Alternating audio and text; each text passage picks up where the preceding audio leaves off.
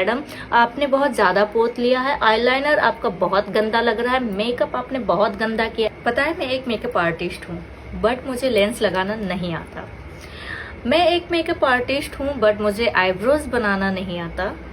और मैं एक मेकअप आर्टिस्ट हूँ जो आधा से ज्यादा मैं सब कुछ भूल चुकी हूँ।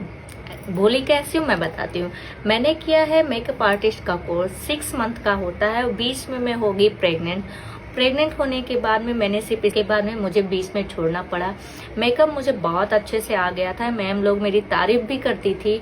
वो दिन मुझे याद भी है, पर जैसे मैं माँ बनी मुझे ऐसा लगता है कि सारी चीजें मैं भूल चुकी हूँ और सारी याददाश्त मेरी चली गई है। तो मुझे अब लेंस लगाने में प्रॉब्लम हो रही है, हर चीज में प्रॉब्लम हो रही है। अब मुझे ऐसा लगता है मुझे फिर से सीखने की जरूरत है। तो मैं क्या सोच रही हूँ, मैं सोच रही हूँ मैं इंस्टा पे ही सीखूं, क्योंकि आधा से ज्यादा चीजें मुझे आती हैं।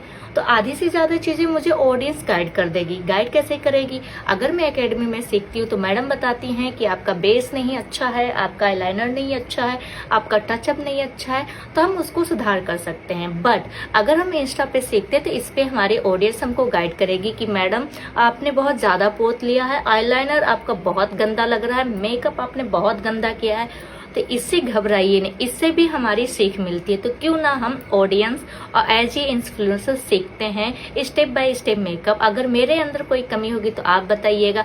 आप सीख रहे हो, आपको कोई जरूरत होगी तो मैं बता दूंगी।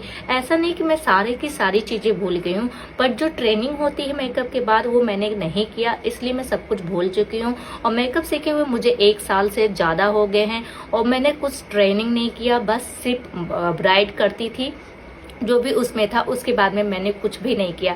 अब मैं फिर स्टार्ट, बस मैं इतना कहना चाहती हूँ, अगर आप लोग सपोर्ट करोगे तो मैं ऐसी ही वीडियो बनाती रहूंगी और आपको भी सिखाऊंगी और आप मुझे सिखाओगे। बाय द वे ये ग्लो देखो कितना प्यारा ग्लो है।